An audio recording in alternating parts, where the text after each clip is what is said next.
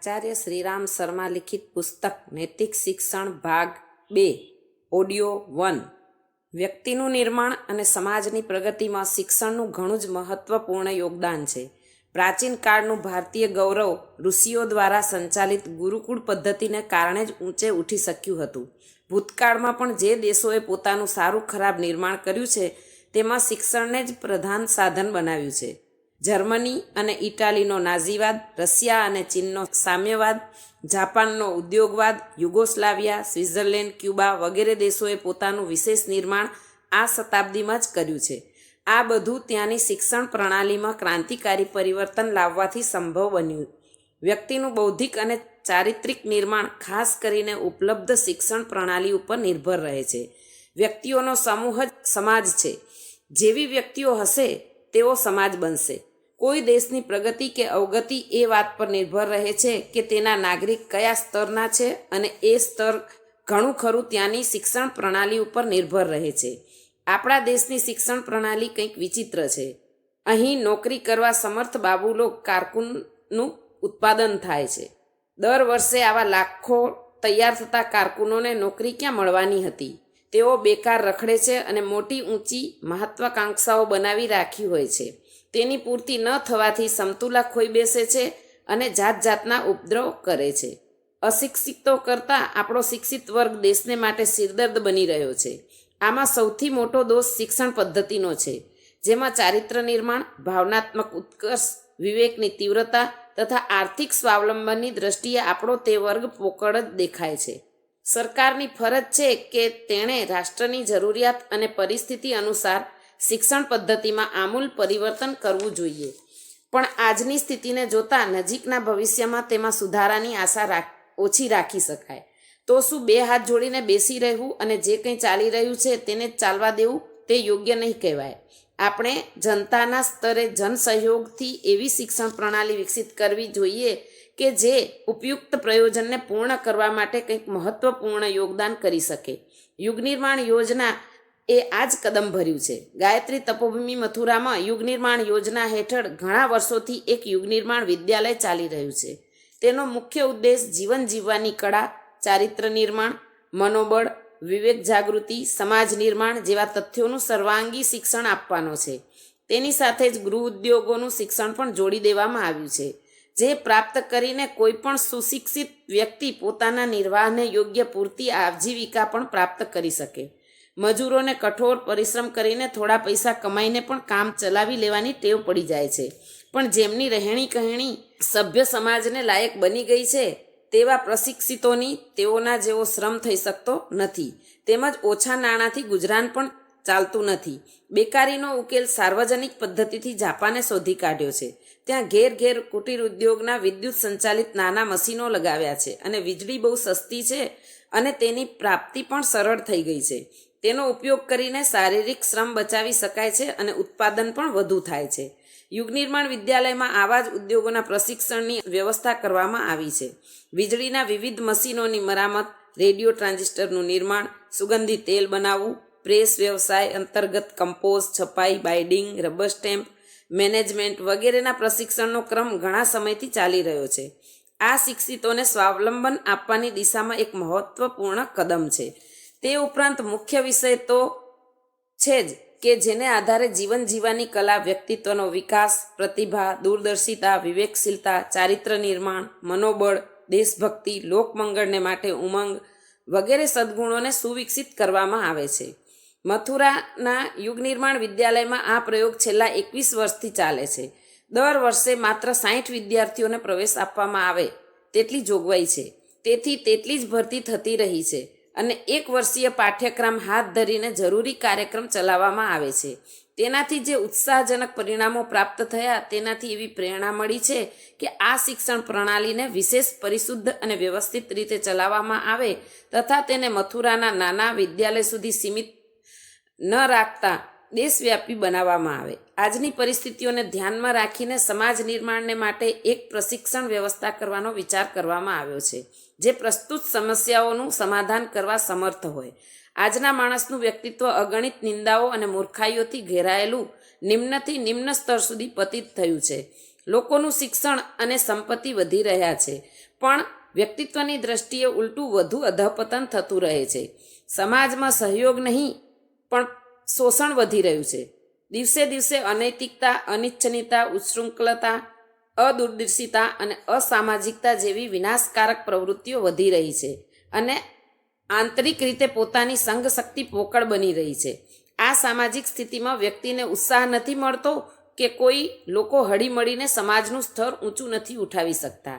વિનાશ અને વિઘટન વધી રહ્યું છે અને ભવિષ્યની ક્ષિતિજ અંધકારથી ઘેરાઈ રહી છે. તેને રોકવા માટે એવી તીવ્ર વિચાર પદ્ધતિનો વિકાસ જરૂરી છે કે જે જનમાનસને જાગૃત કરી દે અને વિનાશ તરફ વધતા કદમોને રોકીને તેને નિર્માણની દિશામાં ગતિમાન કરે.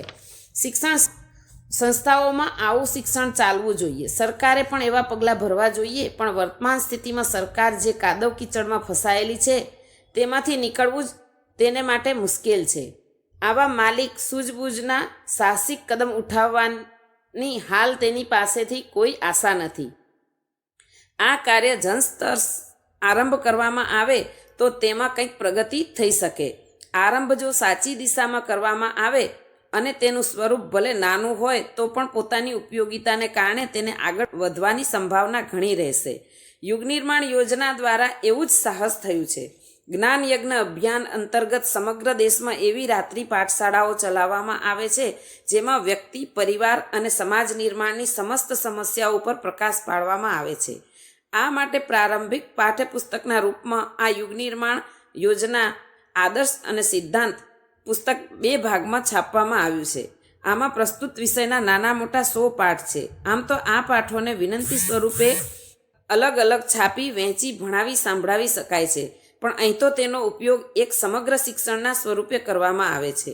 લોકો દિવસભર પોતાનું કામ કરે છે. વિદ્યાર્થીઓ શાળામાં ભણે છે, મોટેરા વ્યવસાય, નોકરી, ખેતી વગેરેમાં જોડાયેલા રહે છે. મહિલાઓને પણ ઘણું કામ રહે છે. તેથી સૌની સુવિધાનો સમય રાત્રિનો જ હોઈ શકે. દિવસ આથમતા અને સૂતા પહેલાં જે પણ સ્થાનિક પરિસ્થિતિઓ અનુસાર સુવિધાજનક સમય હોય તે પ્રમાણે સમય કાઢવો જોઈએ. ઓછામાં ઓછો 1 કલાક અને વધુમાં વધુ 2-2.5 કલાક સમય ફાળવવો જોઈએ.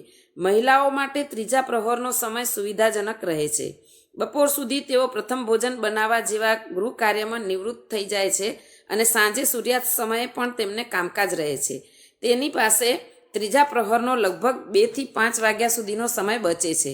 તેમાંથી તેમની સ્થાનિક સુવિધાને લક્ષ્યમાં રાખીને સમય નિર્ધારિત કરવો જોઈએ.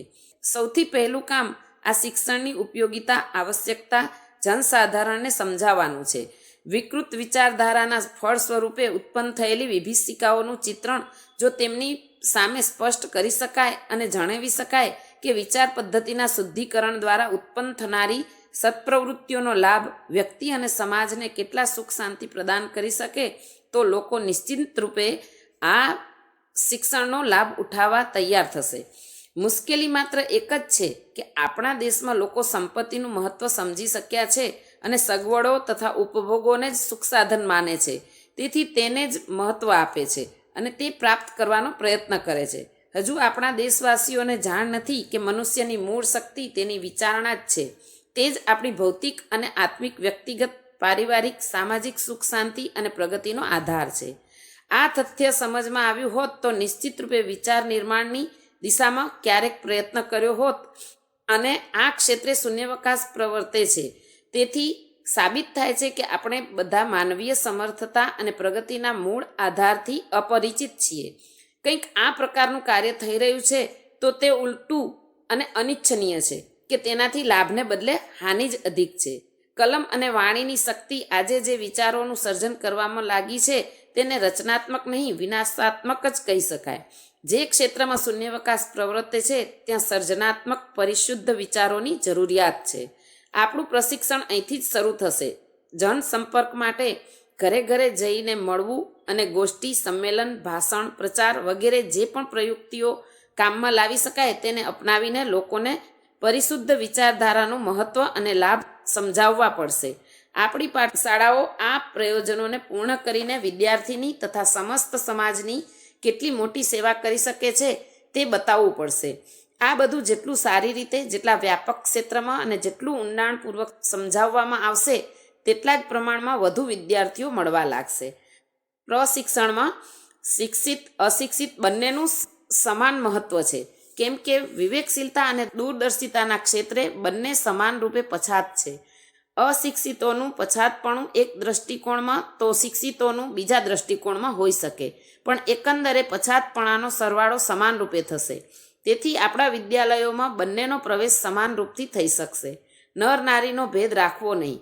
13-14 વર્ષથી ઉપરના બાળકો જે વિચાર વિદ્યામાં વ્યક્તિ અને સમાજનો સંદર્ભ સમજવા સમર્થ થયા છે, તેઓ પ્રસન્નતાપૂર્વક આ શિક્ષણમાં જોડાઈ શકે છે. શિક્ષિત લોકો પાઠ્યપુસ્તકો વાંચીને પોતાની જાણકારી વધુ સરળતાથી વધારી શકે, જ્યારે અશિક્ષિતો તેને સાંભળીને સમજે. આટલી મુશ્કેલી સિવાય કોઈ વિશેષ અંતર નહીં પડે. જેની સમજણ કામ ન જ કરે તેની વાત જુદી છે. બાકી આ શિક્ષણ દરેક પુખ્ત વ્યક્તિ માટે ગ્રહણ કરવા યોગ્ય અને ઉપયોગી થઈ શકે છે. આ નવનિર્માણ શિક્ષણ પ્રણાલીને 2 સત્રોમાં વહેંચી છે. એકને પૂર્વાર્ધ અને બીજાને ઉત્તરાર્ધ કહેવાય. ઉત્તરાર્ધનું પાઠ્યપુસ્તક તમારા હાથમાં જ છે, જે હાલ વાંચી રહ્યા છો. નૈતિક શિક્ષણ ભાગ 2 છે. એકમાં વ્યક્તિ તથા પરિવાર નિર્માણ અને બીજા ભાગમાં સમાજ નિર્માણના પાઠ શીખવવામાં આવ્યા છે. બંનેમાં 50-50 પાઠ છે. એક દિવસમાં એક પાઠ ભણાવવો જોઈએ. આ પ્રમાણે 100 પાઠ ભણાવવા માટે 100 દિવસ જોઈએ. રવિવાર તથા તહેવારોની રજા રાખવામાં આવે તો મહિનામાં 25 દિવસ પાઠશાળા ચાલે. આ રીતે ઓછામાં ઓછા 4 મહિના આ શિક્ષણમાં લાગે. 2 મહિના પરીક્ષાની તૈયારી, પુનરાવર્તન, પછી પરીક્ષા, ત્યારબાદ પ્રમાણપત્ર વિતરણ સમારોહ, આરંભમાં પ્રવેશ, શિક્ષણનું પ્રયોજન સમજાવવું. આ રીતે પૂરા 6 મહિના લાગે અને પૂર્વાર્ધ પૂર્ણ થાય. એ જ રીતે 6 મહિનાનું પ્રશિક્ષણ ઉત્તરાર્ધમાં રાખવું. તેમાં વિદ્યાર્થીને અધ્યાપક સ્વરૂપે પરિવર્તિત કરાશે, જેથી તે પોતે પણ એવી જ પાઠશાળાઓ સ્વયં ચલાવી શકે. સાર્વજનિક તો પછી, પહેલાં ઘર પરિવારમાં આ રીતની શિક્ષણ પ્રણાલીનો હર કોઈ અનુભવ કરશે. પોતાના પરિવારની વિચારણામાં શુદ્ધિકરણ થઈ શક્યું તો પોતાને બહુ લાભ થશે અને કુટુંબીજનોની સેવા થશે. આટલી નાની પાઠશાળા તો પૂર્વાર્ધવાળા વિદ્યાર્થી પણ આજીવન પોતાના ઘર પરિવારમાં ચલાવી શકે અને પોતાના પરિવારની સાચી સમૃદ્ધિ વધારવા માટે મહત્વનું યોગદાન આપી શકે. એવી રીતે હર કોઈ પોતાના નજીકના ક્ષેત્રમાં, ગલી મહોલ્લામાં આવી રાત્રિ પાઠશાળાઓ સહેલાઈથી ચલાવી શકે અને આ શિક્ષણના સંપર્કમાં આવનાર, તેનાથી સંબંધ રાખનાર બધા જ ભાવનાત્મક સમૃદ્ધિ પ્રાપ્ત કરશે, તેનો લાભ ઉઠાવશે અને આ મહાન પુણ્ય ફળના ભાગીદાર બનશે. 2 કલાક જો વિચાર શુદ્ધિકરણની પાઠશાળામાં લગાડવામાં આવશે તો બારીકાઈથી જોતા તેનું કોઈ પણ યોગ સાધના કે પરમાર્થ પ્રયોજનથી ઓછું મૂલ્ય નહીં ગણાય. આ પ્રકારની સેવા સાધનાને જો ઈશ્વર ભક્તિનું સર્વોત્તમ અંગ ગણીએ તો તેમાં જરા પણ અતિશયોક્તિ નહીં ગણાય. ભાવાત્મક દ્રષ્ટિથી પરિશુદ્ધ વ્યક્તિ દેવતા કહેવાય છે. અંતઃકરણમાં ઉચ્ચ ભાવનાઓના હિલોડા શરૂ થાય તે ઈશ્વરનો પ્રત્યક્ષ પ્રકાશ સમજવો જોઈએ. આદર્શવાદિતા, શ્રેષ્ઠતા, ઉમંગ નિષ્પન્ન થાય હૃદયમાં તો તેને ઈશ્વરનું અનુકંપાનું મૂર્તિમંત વરદાન તથા પરમાત્માનો સાક્ષાત્કાર જ માનવો જોઈએ. મનુષ્યમાં ભગવાનનું અવતરણ કરવા નારદ ઋષિએ પ્રયત્ન કર્યો હતો. પતિત તપાવની ગંગાનું અવતરણ કરવા માટે ભાગીરથ ઋષિએ તપ સાધના કરી હતી. આ જૂના જમાનાની વાત થઈ. આજે અજ્ઞાનરૂપી અંધકારમાં ભટકતી, પગ પગ ઉપર ઠોકર ખાતી માનવ જાતિનો ઉદ્ધાર કરવા માટે જ્ઞાન ગંગા લાવવાનો જે કોઈ પ્રયત્ન કરશે તે નારદ ભાગીરથ જ નહીં, તેમના પદ ચિહ્નો પર ચાલનાર અવશ્ય કહેવાશે. આ દ્રષ્ટિએ આ નવનિર્માણની રાત્રિ પાઠશાળાઓ દેખીતી રીતે નાની લાગે. વસ્તુતઃ તે દારૂખાનાની ફેક્ટરી છે, જે પોતાના આજ્ઞેય સાધનોથી ભારે વિસ્ફોટ કરીને જે કંઈ સામે છે તેનો નકશો જ બદલી નાખશે. પ્રથમ 6 માસમાં પ્રાપ્ત શિક્ષણને આગળ વધારવા માટે નવી રાત્રિ શાળાઓ ચલાવવાનો અથવા અન્ય અગણિત રચનાત્મક કાર્ય આરંભ કરવા અને તેને ગતિશીલ રાખવાના હેતુઓ પરિપૂર્ણ થાય તે વિશેનું સમગ્ર શિક્ષણ આગલા સત્રમાં ઉત્તરાર્ધના 6 માસિક સત્રમાં સંપન્ન થશે. તેમાં પણ આ જ પ્રકારે બીજું પુસ્તક 2 વિભાગનું હશે. તેને પણ 100 દિવસમાં પૂર્ણ કરી બાકીના દિવસોમાં અનુકાર્ય કરવાનો ક્રમ ચાલુ રહેશે અને પૂર્વાર્ધની જેમ જ તૈયારી, સ્વાધ્યાય, પ્રશ્નોત્તર, વ્યાવહારિક શિક્ષણ વગેરેમાં પૂરો સમય આપવાથી બાકીના 6 માસ લાગશે. બંને મળીને 1 વર્ષનો પાઠ્યક્રમ પૂરો કરીને આ શિક્ષણ દ્વારા આપણા વિદ્યાર્થીઓ પોતાનું વ્યક્તિત્વ સુવિકસિત બનાવી શકે તેવું ઘડતર કરશે. પરિવારને સુસંસ્કૃત અને સમાજને સમૃદ્ધ બનાવવા મહત્વપૂર્ણ ભૂમિકા અદા કરી શકશે.